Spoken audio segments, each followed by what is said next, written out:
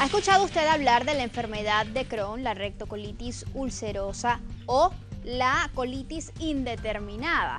Pues todas estas tienen algo en común y es que todos son trastornos del tracto gastrointestinal, pero que además forman parte de las llamadas enfermedades inflamatorias intestinal, una patología de la que cada 19 de mayo se habla en al menos 40 países del mundo, buscando visibilizarla, sensibilizar a la población para estimular la comprensión y sobre todo la prevención ante estas enfermedades. ¿Cuáles son los síntomas? ¿Cuánto afecta la calidad de vida de la persona que la padece? ¿Por qué es importante saberlas detectar a tiempo? De todo esto vamos a hablar el día de hoy en nuestro espacio. Participe con sus comentarios, sus sugerencias, sus dudas a través de nuestras cuentas en Twitter e Instagram @solucionesgb. Hoy estamos utilizando el hashtag o etiqueta numeral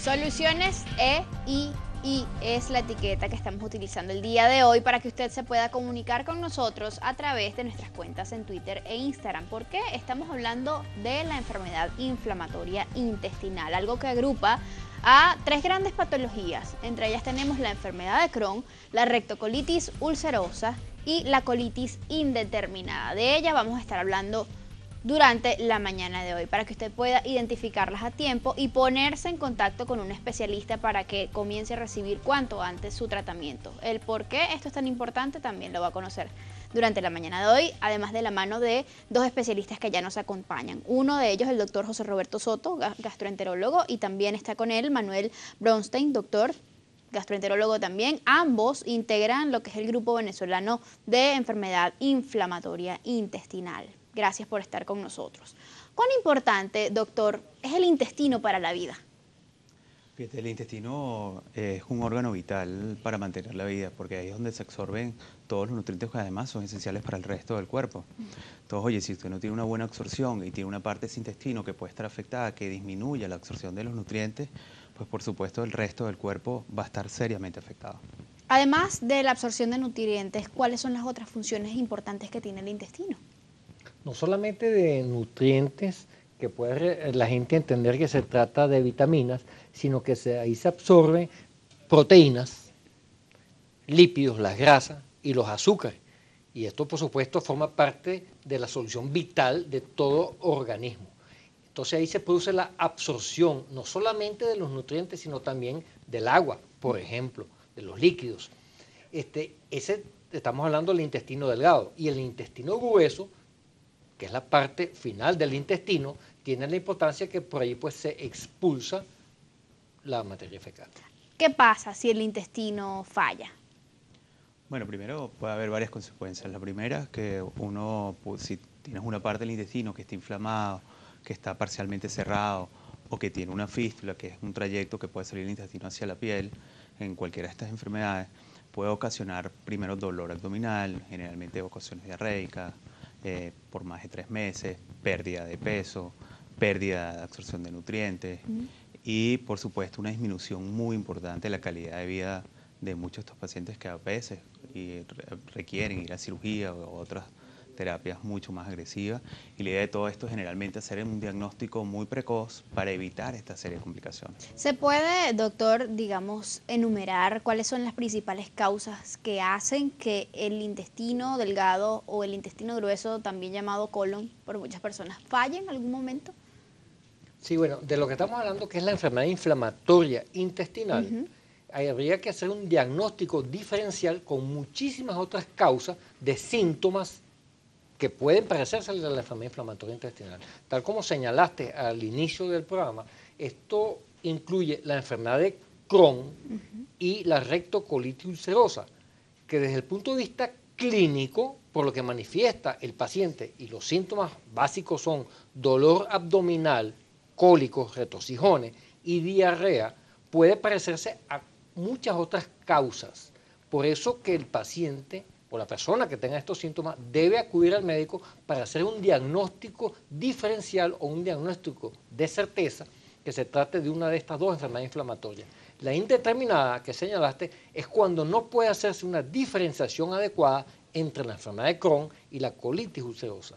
La colitis ulcerosa afecta básicamente al intestino grueso, al colon. Okay. En cambio, la enfermedad de Crohn puede afectar todo el tracto digestivo. Desde la boca hasta el totalmente, desde la boca hasta el colon, pero predominantemente afecta al intestino delgado, y del intestino delgado el mayormente afectado es el ileum terminal, es la parte final del intestino delgado. Importante aclarar ese punto, pero también quizás hay una duda en este momento porque estamos hablando de enfermedad inflamatoria intestinal en singular. Sin embargo, esto agrupa pues dos o tres patologías. ¿Por qué? Porque son espectros, son enfermedades que son autoinmunes, es decir, que el cuerpo genera anticuerpos que afectan todas estas áreas que ya el doctor Bronte te mencionó, donde principalmente está afectado el intestino delgado y el colon, pero son espectros de la misma enfermedad. O sea, hay pacientes que pueden debutar, o sea, con una rectocolitis, o pacientes que entran con una enfermedad de Crohn, o pacientes al principio pueden ser una colitis indeterminada que no se sabe al principio por las características de la enfermedad en cuáles de las dos categorías puede caer. Lo importante de todo esto es que como son síntomas que son muy inespecíficos, lo importante es que cuando un paciente persista con estos síntomas por más de 3 meses, debe acudir a un especialista para hacer un diagnóstico precoz y adecuado de algunas de estas enfermedades, porque con el tratamiento se pueden mejorar y puedes evitar las complicaciones, que fue lo que te dije previamente. Venga, pues la primera noticia. ¿Cuál es la prevalencia de la enfermedad inflamatoria intestinal en el mundo y si hay cifras en nuestro país, doctor? Afortunadamente, de alguna manera, la enfermedad inflamatoria intestinal en nuestro país tiene una prevalencia baja. Se desconoce exactamente el número exacto, siendo más frecuente la rectocolitis ulcerosa que la enfermedad de Crohn. En países occidentales su frecuencia es mayor, sobre todo en los países anglosajones. Tan es así que hay clínicas especializadas en el diagnóstico y en el manejo de la enfermedad inflamatoria intestinal. Algo importante, el diagnóstico suele hacerse de forma tardía. ¿Por qué? Y se hace de forma tardía porque inicialmente el paciente o bien no consulta, o si está en etapa aguda, habría que hacer un diagnóstico diferencial con otras enfermedades.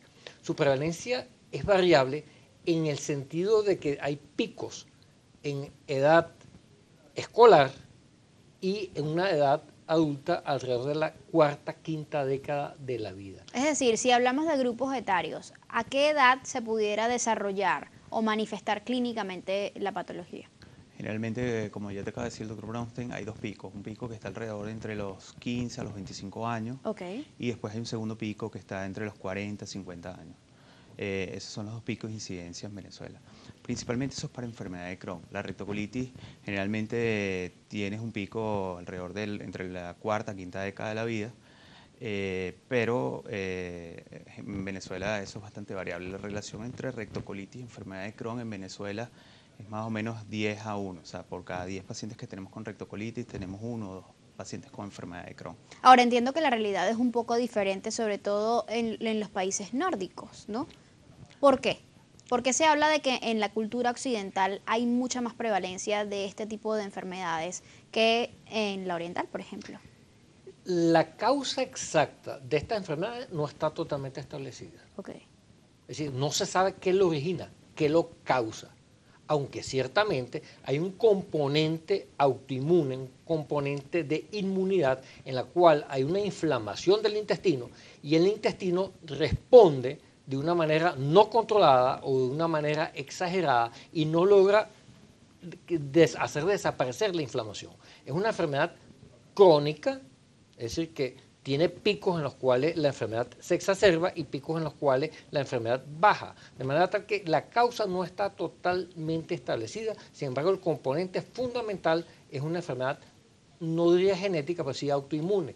Por supuesto, las personas que tienen antecedentes familiares de enfermedad inflamatoria intestinal tienen una mayor predisposición a tener este tipo de enfermedades. ¿Tiene algo quizás que ver la dieta con esta mayor prevalencia de casos de enfermedad inflamatoria intestinal en el hemisferio norte que en el sur, por ejemplo? No, yo pienso, se han hecho estudios, hay algunos estudios que hablan sobre el consumo de lácteos para predisposición a enfermedad inflamatoria, pero ninguno de estos estudios ha tenido una prevalencia real para demostrar realmente que tiene que ver con la dieta. Se piensa más que tiene que ver con condiciones de vida con los países nórdicos y sobre todo con la parte genética. Probablemente si yo tengo todo lo que es el norte del mundo tiene mayor prevalencia, sobre todo enfermedad de Crohn que rectocolitis. El consumo excesivo quizás de carbohidratos, grasas saturadas, ¿pudiera tener incidencia en el desarrollo de la enfermedad? No, realmente no está probado. No está demostrado por ningún estudio que el consumo alto de carbohidratos o de algún otro elemento de la dieta pudiera condicionarte. Probablemente, ¿qué es lo que sí puede pasar? Que si uno tiene una predisposición genética a tener este tipo de enfermedad, pues el consumo de algunos de estos alimentos pudiera llevarte, también sean relacionados a algún tipo de infecciones, como que disparan el inicio de la enfermedad. Pero principalmente la predisposición genética es lo que más conlleva a tener este tipo de enfermedad. Es decir, que tener algún antecedente familiar de alguien que haya padecido la enfermedad, pues obviamente nos predispone mucho más a desarrollar. Hablábamos de que pues básicamente la prevalencia de la enfermedad inflamatoria intestinal es la misma entre hombres y mujeres, pero mucho más allá de la prevalencia, de los números, ¿cuán invisibles son este tipo de trastornos ante la sociedad, doctor? En realidad, tal como habíamos señalado, esto suele diagnosticarse un poco tardíamente. Y el síntoma o los síntomas básicos son dolor abdominal, pérdida de peso, desnutrición, diarrea que puede acompañarse de moco o de sangre. Okay. De manera tal que la suma de estos síntomas y de estos signos es lo que hace que el paciente consulte. Y como habíamos señalado también, es una enfermedad crónica, de manera tal que habría que hacer un diagnóstico diferencial entre las diarreas agudas y las diarreas crónicas. Esa es la razón por la cual los pacientes deberían acudir prontamente para que se le haga un diagnóstico correcto. Pero en todos los casos se tratan de enfermedades que se presentan a manera de brotes, ¿o es algo persistente? No, es correcto lo que estás diciendo, son enfermedades que tienen picos agudos. Okay. Y por eso es que se utilizan terapias en el momento agudo y terapias en el momento de mantenimiento. Y eso está perfectamente demostrado y hay terapias que funcionan para los momentos que están estos brotes, para controlarlos rápidamente. Exacto. Y luego para tener menos efectos secundarios durante su mantenimiento. Entonces, por eso son enfermedades que requieren primero un diagnóstico adecuado y después un seguimiento. Son pacientes que hay que seguirlos y seguirlos de una manera muy adecuada para evitar que estos brotes se presenten. ¿Y cuánto tiempo por lo general dura cada brote? Eso es diferente para cada paciente. Okay. Generalmente son brotes que pueden ser muy agudos, pero son muy cortos si uno le pone la terapia adecuada. Muy cortos, estamos hablando de 3, 5 días, una semana, por ejemplo. Generalmente en una semana debes tener controlada un episodio de esto. Okay. Pero generalmente el tratamiento de estos brotes dura aproximadamente un mes y después viene la terapia de mantenimiento. Okay. No, fíjate, esto es una enfermedad muy variable de un paciente a otro. Okay. Pacientes con el mismo diagnóstico tienen comportamientos totalmente distintos y diferentes. Es una enfermedad que hay que totalmente individualizar. ¿Qué es lo importante? Uno, tener un diagnóstico de certeza. Estar seguro de que estamos frente a una enfermedad inflamatoria intestinal, bien sea Crohn o rectocolitis ulcerosa, y que no es otra enfermedad. ¿Y cuánto tiempo puede pasar, doctor, para que se llegue a ese diagnóstico certero? No, simplemente el paciente consulta, el médico lo sospecha y hace los procedimientos, los estudios que corresponden, y básicamente es endoscopia, la visualización directa del intestino. Y si hay imágenes que sugieren una enfermedad inflamatoria intestinal, se toman muestras de tejido, se toman biopsias que el patólogo mira en el microscopio y confirma que estamos frente a una enfermedad inflamatoria intestinal. Eso es clave, la certeza del diagnóstico. Lo segundo que es importante es el seguimiento.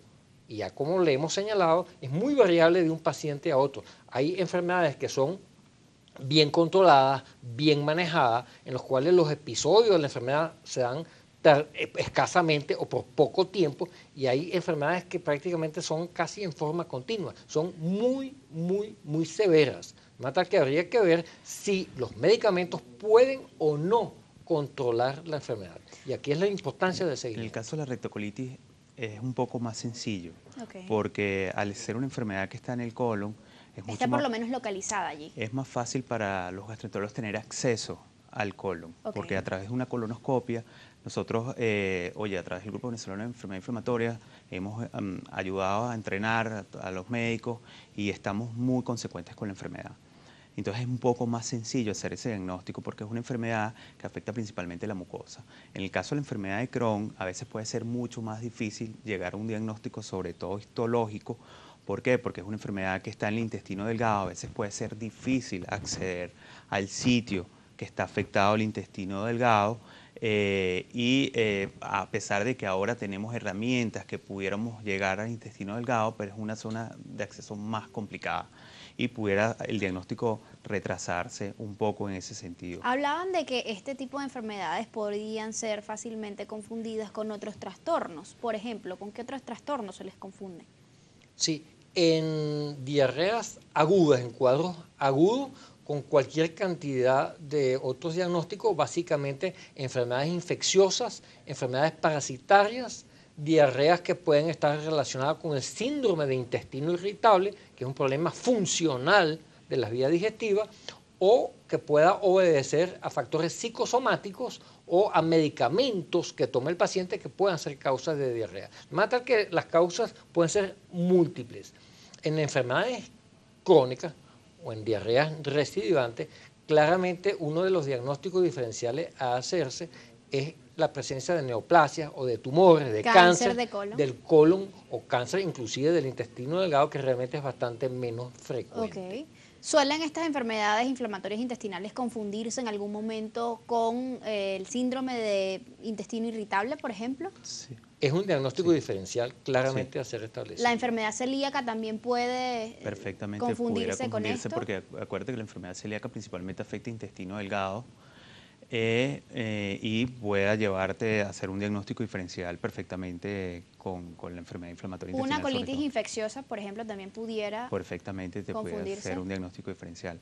Lo que pasa es que principalmente, ¿qué sucede muchas veces en los diagnósticos de estos pacientes?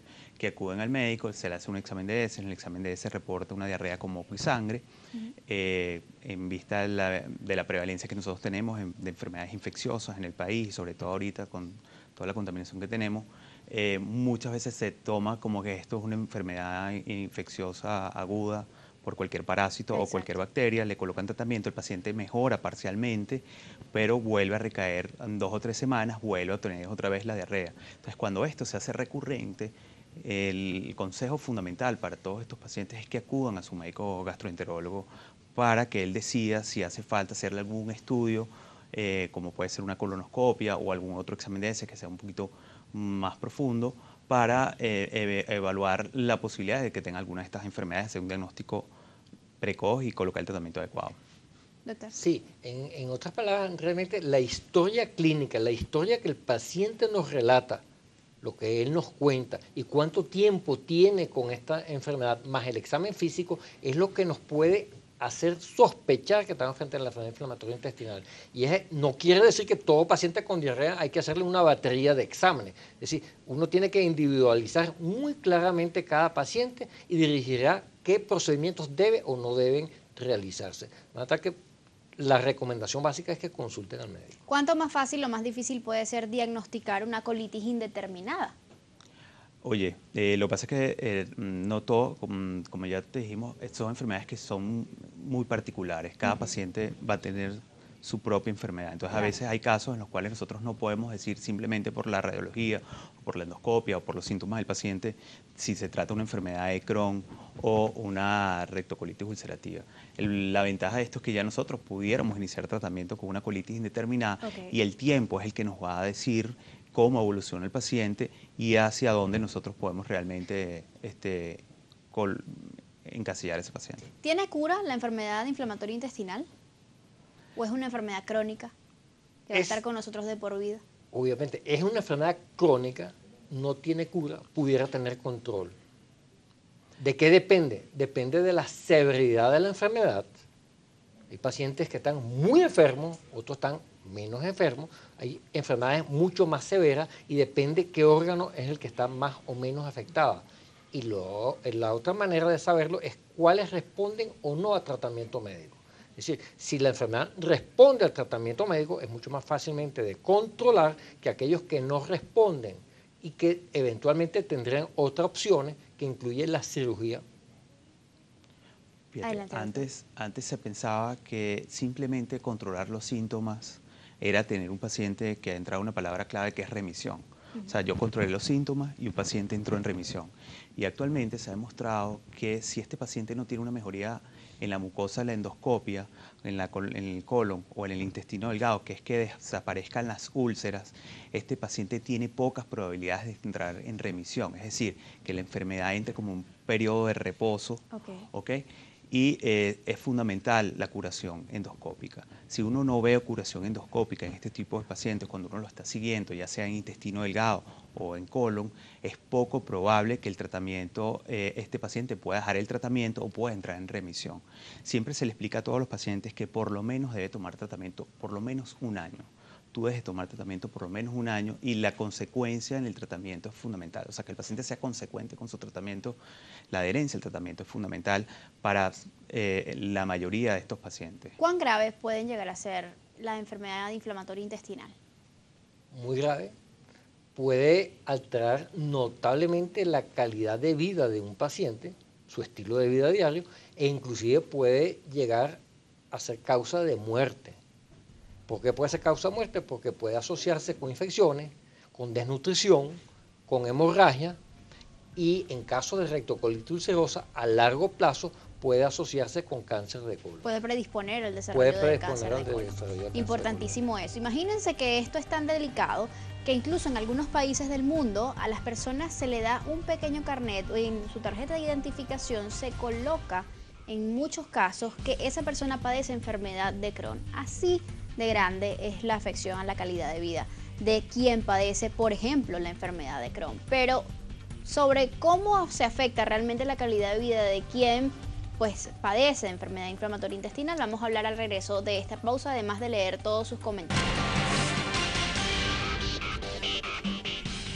Estamos hablando de que la enfermedad inflamatoria intestinal puede llegar a ser tan grave que puede incluso llegarlo usted a predisponerlo a padecer cáncer de colon. Puede llegar a ser mortal, aunque no se trate de la rectocolitis ulcerosa, que es la que más está asociada con esto del cáncer de colon, porque definitivamente afecta todo lo que es su capacidad, la capacidad que tenga su cuerpo de absorber los nutrientes, se me estoy enredando toda, necesarios para su desarrollo, para pues mantenerse saludable. Puede llegar usted a un estado importante de malnutrición o desnutrición que puede llegar a costarle la vida. Hablábamos de que esto afecta significativamente la calidad de vida de la persona. ¿Por qué? ¿Cómo es la vida, por ejemplo, de alguien que padece enfermedad de Crohn, doctor? Fíjate, principalmente, depende de las complicaciones que tenga su enfermedad y cómo haya evolucionado su enfermedad. Pero fundamentalmente son pacientes que si llegan a tener una enfermedad complicada, como pudiera ser una estrechez del intestino delgado, mala absorción a nivel del intestino delgado, diarrea frecuente, se le hace muy complicado a estos pacientes salir de su casa porque tienen dificultades, están pendientes siempre de un baño y por eso es fundamental la colocación de un tratamiento adecuado. Son personas que salen a la calle y no pueden prácticamente ni siquiera tomar agua. Porque tienen ese temor que les puede dar dolor abdominal o les puede dar diarrea. Entonces es fundamental para eso lo que te dijimos previamente, o sea, tanto el diagnóstico como el tratamiento. Hasta hace poco teníamos la posibilidad de tratar a estos pacientes y revertir esta serie de complicaciones, era muy baja. Hace poco la farmacéutica fue creando una serie de medicamentos de última generación, como son los anticuerpos monoclonales, que ayudan a revertir muchísimas las complicaciones de estos pacientes. Actualmente en Venezuela estamos padeciendo el déficit de medicamentos de muchos de estos pacientes por la situación actual que tenemos, pero estos medicamentos podían revertir las complicaciones de la mayoría de estas enfermedades. ¿Puede un brote de enfermedad inflamatoria intestinal llevar a la persona a la sala de emergencias de un centro de atención hospitalario? Absolutamente sí, por supuesto. De nuevo, depende de la severidad de la enfermedad y depende de la presencia o no de complicaciones. Imagínese usted un paciente que tiene 8, 10, 12, 15, 20 evacuaciones al día. Si esto se acompaña de sangre, tiene anemia, tiene baja la hemoglobina, se deshidrata, tiene dolores abdominales, de manera tal que esto puede ser una causa de emergencia. ¿Cuán fuertes pueden ser esos dolores, doctor? Muy intenso, puede ser dolores muy intensos y dependerá de nuevo si está asociado o no con infecciones, fiebre. Es decir, realmente es una enfermedad bien complicada cuando se presenta de emergencia. Pero es que puede comprometer la vida de un paciente. O sea, sobre todo en la enfermedad de Crohn, con algunas de las complicaciones que te mencionamos, como pueden ser las estenosis y la fístula, pueden comprometer seriamente la vida del paciente y llevarlos a una necesidad de ir a cirugía. ¿Qué es una estenosis y qué es una fístula? Vamos a definirlas brevemente. Una estenosis es por la inflamación crónica del intestino. Si está en la luz del intestino, normalmente se estrecha y pasa con mucha dificultad el bolo alimentario por ahí, y por supuesto eso produce dolor. Y después puede originarse que desde el intestino se forme un trayecto hasta la piel y se forme lo que se llama una fístula enterocutánea, que pudiera producir la salida de alimentos del bolo alimentario por la piel. Cuestión que pudiera ser algo muy complicado para el paciente, poner seriamente en grave su vida y tener que ir a la necesidad de cirugía, que es lo que en definitiva la mayoría de los tratamientos permiten evitar, o sea, que el paciente no llegue a tener este tipo de complicación. Es la última opción, la intervención quirúrgica. Es necesaria. No es como la última opción, pero sí a veces en algunos casos es necesario cuando ya el intestino está muy inflamado, está muy dañado y hay que resecar esa enfermedad. Pero eso es importante porque cuando comienza a aparecer la enfermedad, cuando la persona comienza a tener esta serie de manifestaciones clínicas, la diarrea constante, con mucosidad, con sangre, mucha gente se asusta y no va al médico. Por susto, más que todo, por miedo a que me digan que tengo algo malísimo.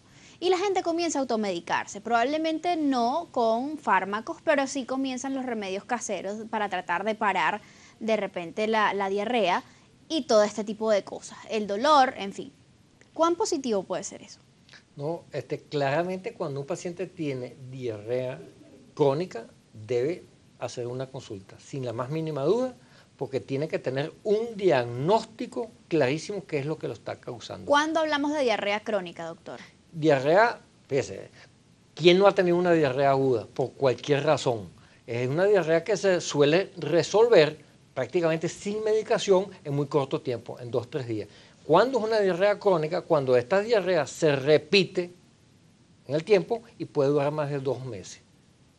Es decir, que ha tomado o no medicación. Tenemos 5 días, se paró, pero a la semana vuelve otra vez a recaer. Claro. Esos pacientes deben consultar y ese paciente debe conseguírsele cuál es la causa de esa diarrea. Habitualmente comienza con procedimientos muy sencillos, como es un examen de heces o un examen de sangre. Pero pudiera llegar a la necesidad de hacerse procedimientos endoscópicos para visualizar la mucosa intestinal por dentro. Porque ¿qué es lo que causa realmente la enfermedad inflamatoria intestinal? Son esas ulceraciones en el intestino con células inflamatorias, las que no permiten la absorción de los nutrientes, tal como te habíamos señalado, y que causa la diarrea. Imagínense que es tan grave la situación que en países, por ejemplo, como España, 7 de cada 10 pacientes que justamente padecen enfermedad inflamatoria intestinal tienen que renunciar a sus actividades cotidianas, al trabajo, a los estudios, en fin, por no saber o no tener quizás posibilidades de manejar esta situación. Es bastante importante y por eso es un tema que estamos trayendo a la mesa. Disculpa, no solamente que altera la calidad de vida del paciente, altera la calidad de vida de todo el núcleo familiar, porque esto compromete, imagínense usted, a toda la familia que tiene que estar pendiente del paciente, de que tenga un baño cercano, de que cumpla la medicación, de que haga los controles necesarios. Yo quería dejarle un mensaje claro a toda la población, que es que en la medicina actual cualquier diagnóstico precoz es fundamental. Eso va a decir que muy probablemente con un pequeño tratamiento usted va a mejorar de esa enfermedad o una pequeña intervención usted va a mejorar de esa enfermedad. Ya cuando ya el diagnóstico no se hace precoz para cualquier tipo de enfermedad, ya el tratamiento es de mayor envergadura y puede tener mayor complicación, inclusive que no se pueda tratar esa enfermedad. Entonces, fundamental, siempre es importante acudir a su médico. Hasta más de 2.500. En YouTube, de 63.000 a 75.000 suscriptores. En Facebook ya somos 1.130.000. En Twitter, de 4.430.000 a 4.523.000.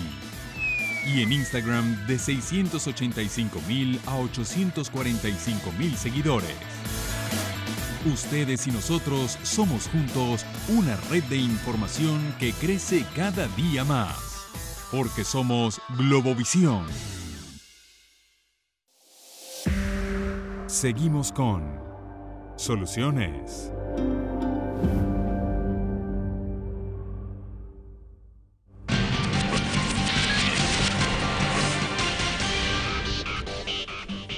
Nos quedan pocos minutos y vamos a dedicarle gran parte de este espacio, este último espacio, a sus comentarios a través de nuestras cuentas en Instagram y Twitter. En Instagram nos pregunta, por ejemplo, Gres 1982, nos dice: buenos días, he sufrido toda la vida de gases intestinales, lo que me preocupa a mis 35 años de edad. Casi todos los alimentos me afectan, o leguminosas, papas, refrescos, etc.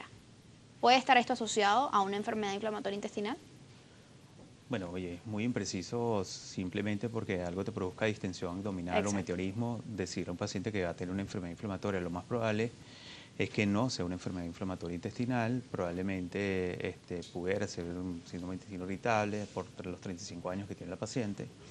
Pero, oye, siempre es bueno que acuda a su médico gastroenterólogo para que lo evalúe y le haga una adecuada historia clínica para hacer un diagnóstico mucho más preciso. Hay que individualizar los casos definitivamente. Soy Mari Monza, nos dice: hace 21 días fui operada de la vesícula por laparoscopia y estoy presentando cólicos cada vez que como. ¿Será normal? ¿Qué pasa cuando ya no tenemos la vesícula? ¿Puede afectar el intestino? No, lo más probable es que no tenga nada que ver con la operación de la vesícula, sino que el paciente tiene un síndrome de intestino irritable. Tuvo probablemente cálculos, piedras en la vesícula y le operaron la vesícula y sus síntomas de intestino irritable persisten. En todo caso, si tiene duda, lo que debe hacer es acudir al médico que la operó y le consultan. Por aquí rápidamente también nos dice Dilcia DC: buenos días, tomé 1 litro de cloruro de magnesio porque me costaba ir al baño y ahora ya no hago blando, sino diarrea 1 o 2 veces al día. ¿Qué hacer? Se pregunta ella. No siga tomando cloruro de magnesio. En principio. También por el Twitter nos llegan algunas interrogantes. Vamos a esperar acá que podamos visualizarlas. Nos dice, por ejemplo, vamos a ver aquí que tenemos un poquito lenta la red. Bueno, mientras esto se carga, yo quisiera un poco aclarar la duda que había quedado al aire. ¿En qué caso se recomienda una intervención quirúrgica para tratar una enfermedad inflamatoria intestinal? ¿Quiénes son candidatos? La cirugía está indicada, afortunadamente, en una minoría de los pacientes. De esa minoría de los pacientes, ¿en quiénes? Aquellos que tienen enfermedad muy severa, no responden a tratamiento médico o tienen una enfermedad complicada. Eso representa menos del 10% del total de los pacientes.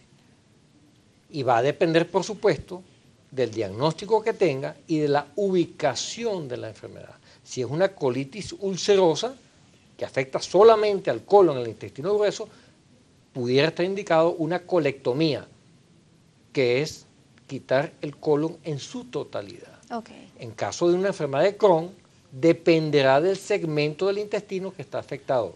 En general, debe tratar al máximo de evitarse cirugía en estos pacientes. Por eso que debe ser en casos muy, muy bien seleccionados. Fíjate, hay otra cuestión que es importante. ¿Por qué tratar estas enfermedades?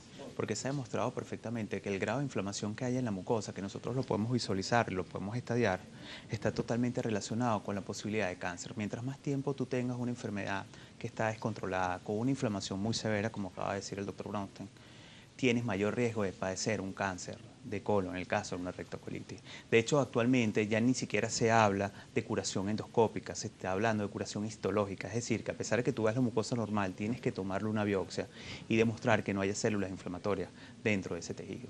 Hasta allá estamos actualmente en las nuevas pautas para tratar de curar enfermedad inflamatoria Y en la intestinal. prevención, obviamente, del cáncer de colon. Absolutamente. Entonces, a medida que tú disminuyas ese grado de inflamación dentro del colon, probablemente el riesgo de cáncer también va a disminuir. Por eso es que es fundamental lo que dijimos previamente, ese mantenimiento del tratamiento por lo menos un año. Parte del tratamiento también es tener, digamos, medidas generales adecuadas y evitar tener contacto con ciertos estímulos que pudieran provocar la aparición de los brotes. Por ejemplo, ¿qué estímulos pudieran ser estos? No, fíjate, fundamentalmente, ¿qué es lo que sucede con los brotes? Uno, que el paciente o dejó de tomar el tratamiento o disminuyó la dosis del tratamiento o no lo consiguió y empezó a tomar menos medicamento para tratar de rendirlo. Eso es lo que nos está ocurriendo actualmente y por eso son la mayoría de los brotes. ¿Pacientes con enfermedad inflamatoria intestinal pueden tomar antiinflamatorios no esteroideos? No, no deberían. No deberían porque la mayoría de los antiinflamatorios no esteroideos producen úlceras o erosiones, tanto en intestino delgado como en el estómago, y pueden condicionar síntomas de diarrea, evacuaciones con sangre, y no deberían evitarlo. ¿Qué papel juega el estrés en quien padece pues esta enfermedad? El estrés juega un papel fundamental en todas las enfermedades e inclusive en aquellos pacientes que no están enfermos. Claramente el estrés puede favorecer o puede producir una crisis de alguna de estas enfermedades. De manera tal que lo que pasa es que hoy en día con esta vida tan complicada que tenemos no es fácil, no es sencillo. Se nos va acabando el tiempo, pero yo quisiera puntualizar en cuáles son esos signos de alarma que pudieran hacernos sospechar de que padecemos, por ejemplo, de enfermedad de Crohn. Fundamentalmente para tanto enfermedad de Crohn como para rectocolitis. Okay. Uno, si usted tiene dolor abdominal que no mejora, a pesar de que usted haya tomado algún tipo de tratamiento, por lo menos más de un mes, o que tenga una diarrea que dure más de 3 meses, con moco y sangre, por favor acuda a su médico gastroenterólogo. Es fundamental hacer un diagnóstico adecuado del padecimiento que usted tiene, porque muy probablemente no se va a resolver con todas las medidas que usted haya hecho y va a requerir que un especialista lo vea y le haga un diagnóstico adecuado. ¿Puede tener la enfermedad de Crohn, por ejemplo, un reflejo a nivel cutáneo? Sí, claro. Tanto la enfermedad de Crohn como la rectocolitis ulcerosa tienen lo que se llama manifestaciones extraintestinales de enfermedad. Okay. Puede afectar el ojo, las articulaciones, la piel, el hígado, es decir, es una enfermedad sistémica que abarca todo el organismo, no solamente al intestino. No es que todos los pacientes con enfermedad inflamatoria intestinal presentan manifestaciones extraintestinales, pero perfectamente pueden manifestarse en alguno de estos pacientes. Cuando hablamos de medidas generales, ¿a qué nos referimos en el marco del tratamiento? ¿Qué dieta debe seguir una persona que padezca una enfermedad inflamatoria intestinal? Bueno, oye, generalmente es muy humano echarle la culpa a la última comida. O sea, lo último que me comí fue lo que me ocasionó la diarrea. Eso o fue la lo que me empanadita de esta ocasionó- mañana. Sí, o que me ocasionó el dolor. Y probablemente eso no tenga nada que ver con lo que a usted le pueda estar pasando. Y probablemente si usted tiene un síntoma, fue originado antes. Pero por supuesto, oye, un paciente que tenga afectado el intestino delgado o que tenga afectado el colon, por supuesto tiene que tener una dieta baja en grasas, comer poquito varias veces al día, no excederse con las fibras porque le puede originar más diarrea, Okay. ¿me entiendes? Pero la dieta o las condiciones eventuales no es lo que va a hacer que un paciente termine de entrar en remisión o no. Aquí lo fundamental y lo que siempre le decimos a todos los pacientes que acuden a enfermedad inflamatoria intestinal a la consulta, fundamental es el seguimiento del tratamiento. ¿Qué hay del consumo de lácteos, doctor? Generalmente puede ocasionarte un poco más de diarrea, sobre todo si la enfermedad está activa, ¿ok? Pero después no va a tener mayor inconveniente. Por acá ya tenemos mucha participación a través del Twitter, como les había comentado. Vamos a comenzar a leer parte de estos mensajes que nos hacen llegar. Por ejemplo, Karen dice: doctor, mi mamá por una obstrucción se enteró que tenía cáncer de colon. Antes no había presentado, y sigo leyendo más adelante, no presentó antes síntomas. Yo soy muy estítica. ¿Corro riesgo de padecer lo mismo? ¿Cáncer de colon? Se pregunta. Sí, aquellas personas que tienen antecedentes familiares de cáncer de colon tienen una mayor predisposición que quien no las tiene. Por eso que la recomendación es que en aquellos pacientes que no tienen síntomas, asintomáticos totalmente, mayores de 50 años, deberían acudir al gastroenterólogo a que le haga una evaluación, tal como uno va al médico internista o va al ginecólogo o va al urólogo a que le haga los chequeos correspondientes. Preguntan también por aquí, buenos días, ¿es señal de alarma sangrado por comer picante? Bueno, generalmente, oye, cualquier sangrado a los gastroenterólogos nos preocupa enormemente y siempre es motivo de evaluar al paciente, pero generalmente está asociado con un tipo de hemorroides o principalmente con el consumo de picante excesivo. Perdón, el sangrado siempre debe ser evaluado y es un error pensar que el picante es la causa del sangrado. El picante no causa sangrado. Puede estar asociado con algunas enfermedades que pueden producir sangrado, pero no es el picante. De manera tal que todo sangrado tiene que ser evaluado. ¿Y cuál es el protocolo diagnóstico para determinar si existe o no enfermedad inflamatoria intestinal? Bueno, fundamentalmente es la endoscopia. Y la endoscopia, tenemos varios tipos de endoscopias que se pueden hacer. La primera es la colonoscopia, con visualización de la última parte del colon y la última parte del intestino delgado, que es el hilum terminal, para ver si un paciente tiene úlceras, y es mandatorio que este estudio sea de esta manera, que haya visualización y en caso toma de biopsia del intestino delgado, sobre todo el hilum terminal, fundamental para el diagnóstico. Después nos podemos complementar con tomografías que pudieran hacer estudios de enterotomografía o resonancia magnética y algunas pruebas de laboratorio que incluye la calprotectina cuantitativa en heces, que es un marcador de la inflamación del intestino que nos permite también seguir al paciente desde ese punto de vista, y algunos marcadores inmunológicos también que se hacen en sangre que permiten también ver si un paciente tiene predisposición para tener alguna de estas enfermedades. Crisanta también pregunta por acá, ¿la acidez y el reflujo tienen que ver con la rectocolitis o la enfermedad de Crohn? No. No. Para nada. Por acá también ella nos dice, nos explica, tengo eruptos constantes, dolor de la parte izquierda superior y 4 días sin ir al baño, ¿qué puedo hacer? Acudir a un gastroenterólogo inmediatamente probablemente sea la solución. Fíjate, perdón, algunas de estas manifestaciones se deben al estilo de vida.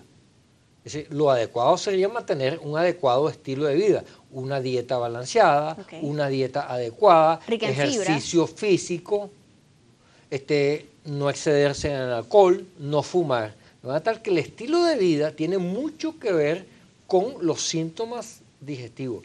Entonces yo comenzaría por recomendarle a todas estas personas un buen estilo de vida y por supuesto bajar un poco, en lo posible, el estrés actual. Por supuesto, este paciente lo que nos está hablando principalmente de síntomas de estreñimiento, pero oye, si usted hace ejercicio regularmente, toma agua adecuadamente, no aguanta las ganas de ir al baño, porque muchas veces, ¿qué nos sucede? Que no nos gusta ir a ningún baño excepto el que está en mi casa, entonces aguantas durante todo el día y después tratas de ir a tu casa, por supuesto eso te va a generar problemas. Y una dieta rica en fibra, probablemente su hábito evocatorio va a mejorar considerablemente, pero si haces este tipo de medidas, lo cual es fundamental, ¿no? Importantísimo además para prevenir la aparición de esta enfermedad inflamatoria intestinal de la que estamos hablando. Una buena dieta, buenas medidas generales, buenos hábitos de alimentación, en fin. Max Basualdo nos dice, fui operado por rectocolitis ulcerosa, me practicaron una anastomosis ileoanal en Y. ¿Qué opinión y recomendaciones me dan? Bueno, oye, en fíjate, J, disculpen. Muy probablemente este es un paciente que, a pesar de que fue operado todo el colon, él tiene que ser evaluado por lo menos una vez al año por un gastroenterólogo para evaluar esa anastomosis con ese pouch que se hace en la parte distal del intestino delgado, porque es fundamental evaluarla, ¿ok? Siguen las preguntas por acá. Por lo menos una vez al año, importante. Yair Pérez también pregunta, ¿el mal aliento fuerte puede ser un síntoma de la enfermedad? No. No. Lolimar dice, buenos días, en ocasiones al evacuar presento sangrados intensos que duran días sin razón alguna. He ido al médico, pero está todo normal. No. Definitivamente no puede estar normal si hay sangre. Tienes que ir, consulte a otro médico. Oye, pudiera ser una recomendación. Un gastroenterólogo que la evalúe completamente. Venezuela Hermosa nos dice por acá, en Venezuela contamos con excelentes médicos, pero no hay medicinas para estas enfermedades. ¿Hay o no hay disposición? Oye, hay bastantes dificultades actualmente para los pacientes y realmente los pacientes sufren muchísimo porque si son enfermedades que son crónicas y dependen de la adherencia al tratamiento y que usted cumple un tratamiento adecuadamente, por supuesto, si dejas de tomar el tratamiento, probablemente este mismo paciente que tú lo venías controlando con una dosis, ya a veces ni siquiera con esa misma dosis se controla o tienes que cambiar a otro tipo de medicamento que a veces no es el más adecuado. Por acá nos llegan muchísimas interrogantes, esperemos que pues los especialistas invitados durante el día de hoy, si tienen a bien hacerlo, pues puedan responderlas a cada una de ellas a través de nuestro timeline, de nuestra cuenta @solucionesgb, porque hay muchísimas personas que tienen muchas inquietudes respecto a este tema y con mucha razón, porque como les decíamos, definitivamente esto modifica la calidad de vida del paciente pues que padece alguna de estas enfermedades inflamatorias intestinales. Tenemos que despedir por el día de hoy. ¿Cuál sería la principal recomendación que ustedes le dejarían a los televidentes que estén sospechando de alguna de estas patologías? Muchas gracias, Natalie, por tu cordial invitación. Y la recomendación fundamental es que le preste atención a los síntomas y cuando estos síntomas persistan,